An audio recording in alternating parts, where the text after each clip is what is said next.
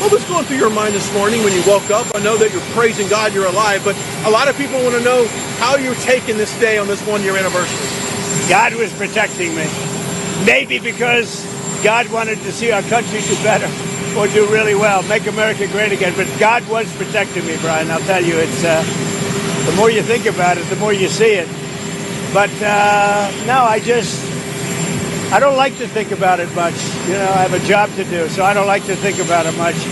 It's a little bit of a dangerous profession being president, but I really don't like to think about it too much. I think you're better off not thinking about it. And you were able to accomplish 20 promises so far. Yeah, I think we've more than delivered. Thank you for saying that. But, you know, we made a lot of promises, and we've actually given a lot more promises than we even made. Yeah.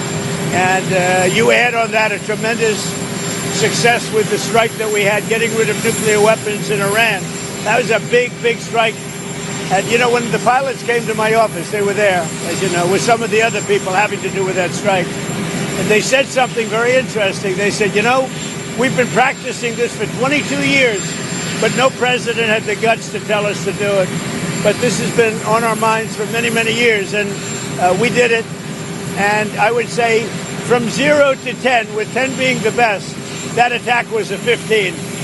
What do you think about this new bill that's going to basically eliminate no capital gains tax on home sales to be able to free up the money? People who've owned a house for a long time can't afford to pay the capital gains. Yeah, well, we're looking at that, and it could be a very big positive. I don't think for you, because you make so much money, it doesn't matter. But I think it's going to be a great incentive for a lot of people that really need money. So between that and Jerome Powell stepping down, that could really boost home sales. Well, I think if Jerome Powell stepped down, it would be a great thing. I don't know that he's going to, but he should. Jerome Powell's been very bad for our country. We should have the lowest interest rate on earth, and we don't. He just refuses to do it, and yet he's spending $2.5 billion rebuilding the Fed, the Federal Reserve building. And I don't know what he knows about building, but you talk about cost overrun. So he got this approved, and he started the work during the Biden administration. And he doesn't look like the kind of a guy, frankly, that wants to spend $2.5 billion. And it's very interesting because out of 71 economists, one person, me, and then one other person, I think from Wharton, got it right. And the others were all wrong in terms of the success of our country this quickly. We have no inflation. We have cash pouring in. It was me and somebody else. And I can tell you, I don't need 5,000 people working for me behind the scenes like Jerome Powell to tell him what he should say once a month, because they got it wrong. The Fed got it wrong. I call him too late. He's always too late.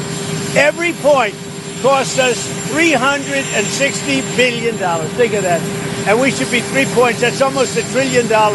Approximately $1 trillion less we should be just with the signing of a piece of paper. So we'll see what happens. I mean, you're telling me he's going to quit. I hope he quits. I don't know that he's going to quit, but he should quit because he's been very bad for the country.